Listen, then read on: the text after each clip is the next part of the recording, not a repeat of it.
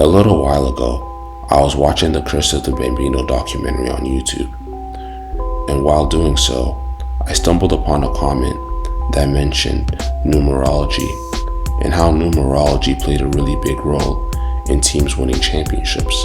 Now, for the life of me, I could not find this comment anywhere. I dug, and I could not find it.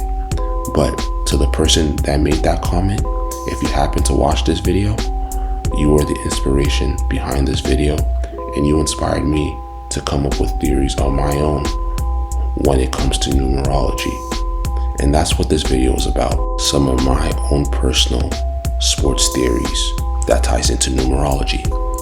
Now, if you are someone that's religious and are very sensitive about superstitions, numerology, all that, just know that this is something that needs to be taken very, very lightly, and it's just all about entertainment, and that's it.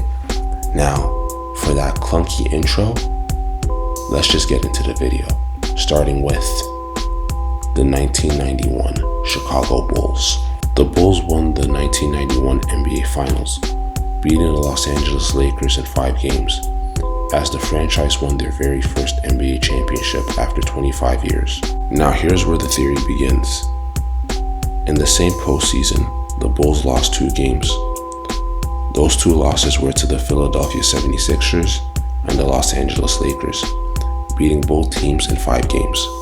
So 2 teams, 5 games, 2 and 5 equals 25, which is the amount of years it took for them to win their very first NBA championship. Another number to consider is the number 6. Michael Jordan wore number 23. 2 times 3 equals 6. Scottie Pippen wore 33. 3 plus 3 is 6, which is the same amount of championships both players won once their career was over. Earlier in the 1990-91 season, the 6th installment of Michael Jordan's signature shoe, the Air Jordans, was released, which he wore in the game-clinching series to win his very first NBA championship, which again is the number of championships he ended up winning. Next up, we have the 2002 Tampa Bay Buccaneers. The Buccaneers came into the league in 1976, and well, they didn't start off great, as they lost their first 26 games in the NFL, which is still an NFL record. For the most part, the Buccaneers have been perennial losers for most of their existence, still having the lowest winning percentage in NFL history. But in 2002, they were finally able to climb Mount Everest as they won their first Super Bowl in franchise history, as they beat the Oakland Raiders. You see the clue here? They lost their first 26 games in franchise history and won after 26 years of being in the league. Now let's move south of the border, the 2019 Toronto Raptors, another team that waited 20 plus years for their first championship, as it took them 24 years to win their first NBA championship when they beat the Golden State Warriors in 6 games in the 2019 NBA Finals. But there's a lot to unpack with this. First off, let's start off with that number, 24. In the regular season, the Raptors won 58 out of 82 games. 82 minus 58 equals 24, which is the amount of games they lost. In the postseason, guess how many games they played? 24. Now let's look at the number 6. As we all know, Toronto is known for the nickname, the 6, which was coined by Canadian rapper Drake. And the nickname derives from the city's area code, such as 416, 647, etc. When the Raptors clinched the NBA championship, they played a combined 106 games for both the regular season and the playoffs. They also played 106 playoff games in franchise history upon winning the NBA championship. The Raptors lost a combined 32 games for both regular season and playoffs, so 3 times 2, 6. And both Kyle Lowry and Pascal Siakam each scored 26 points, which was a team high. Now let's segue from the number 6 and bring in the number 52. Both Lowry and Siakam scored 26 points, which equals 52. Among the big 4 leagues, MLB, NHL, NFL, and NBA, 3 out of those leagues have teams based in Toronto: the Maple Leafs, Blue Jays, and and the Raptors. Now let me break this down. Each of those three teams' most recent championships are in a 52-year window, with the Leafs last winning the Stanley Cup in 1967, the Blue Jays last winning the World Series in 1993, and now, as of recent, the Toronto Raptors winning the NBA championship in 2019.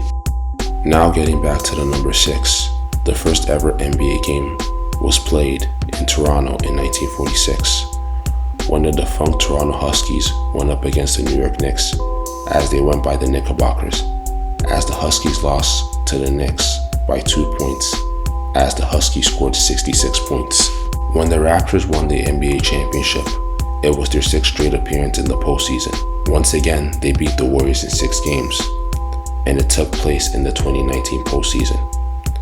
When you do the subtraction, 9 minus 1 minus 2 equals 6. They scored 114 points in Game 6. 1 plus 1 plus 4 equals 6.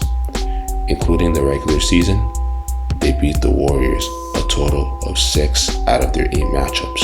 2 times in the regular season, 4 times in the postseason. 2 and 4, 24. And remember, 24 years it took them to win their first NBA championship. So 2 plus 4 equals 6. Next is the Philadelphia Eagles, 57 years.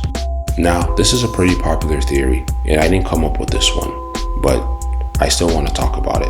In 1960, the Eagles won the NFL championship, beating the Green Bay Packers 17-13. The coach of the Green Bay Packers was none other than the legendary head coach Vince Lombardi. This loss would be the only playoff loss of his head coaching career in the NFL. But for the next 10 years, Lombardi and the Packers would go on to win 5 championships, including the first 2 Super Bowls ever. But all that was short-lived, when only 2 years later, after their second Super Bowl win in 1970, Vince Lombardi would unfortunately pass away at age 57 due to colon cancer, with the NFL immediately honoring him by naming the Super Bowl trophy after him. But since that time, the Packers lifted their own personal drought by winning Super Bowl 31, their first Super Bowl since the second one, then winning the Super Bowl 14 years later. All while this is going on, the Eagles are suffering through their long drought, losing multiple conference championship games and the 2 Super Bowl appearances prior to 2017. But the 2017-2018 season would be the year that the drought would finally be lifted, as the Eagles defeated the defending Super Bowl champions, the New England Patriots, avenging them from their Super Bowl loss back in Super Bowl 39. With this win, the Eagles would win their first ever Super Bowl and their first championship after 57 years, which is the age Vince Lombardi was when he passed away. Next up, we have the Chicago Cubs, 108 years, and Boston Red Sox, 86 years.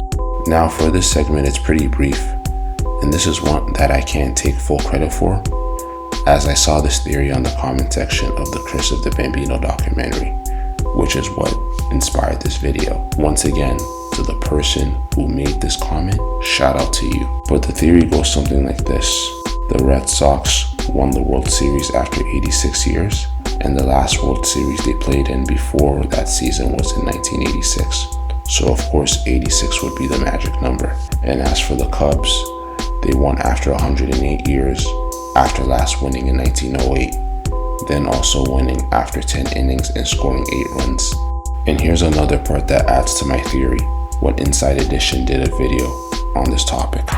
It's really freaky. The number 108 keeps popping up this World Series. Let's break it down. It's been 108 years since the Chicago Cubs won their last World Series. The tower that broadcasts Cubs games stands 108 stories. Baseballs have 108 stitches. And who makes baseballs? Spalding. Their offices were originally located at 108 Madison Street in Chicago. There's more. Wrigley Field, the legendary home of the Cubs. When it was built way back in 1914, it was given the building code number 108. And what about this crazy connection? 2 movies depict fictional scenes showing the Cubs winning the World Series. Back to the Future 2. Cubs win World Series. Who would have thought? And Taking Care of Business. They did it! They won! The Cubs have won the World Series. This one you're not going to believe. Both movies run exactly 108 Now, there are other theories I can think of, like Kobe winning his 5th NBA championship while wearing the 5th installment of the Air Nike Zoom Kobe's, or Giannis Antetokounmpo scoring 50 points to help the Milwaukee Bucks clinch the NBA championship 50 years after winning their last championship in 1971. Now, there's one team that was very close to seeing this theory through, but unfortunately, their theory got overshadowed by another, and I'm talking about the 2023 San Francisco 49ers. The Niners last won the Super Bowl in Super Bowl 29. Super Bowl 29 took place on January 29th, 1995. The 29th of January in Super Bowl 29. 29 plus 29, 58. Which is crazy when you consider they played in Super Bowl 58. In Super Bowl 29, they scored 49 points, which obviously is the mascot name, the 49ers. In Super Bowl 29, Niners QB Steve Young threw a Super Bowl record 6 touchdowns, and after 29 years, the Niners would have won their 6th Super Bowl. Also, to add to that, we would have 2 father and son pairings for the Niners, 49ers head coach Kyle Shanahan and dad Mike Shanahan, who was the Niners offensive coordinator when the Niners last won.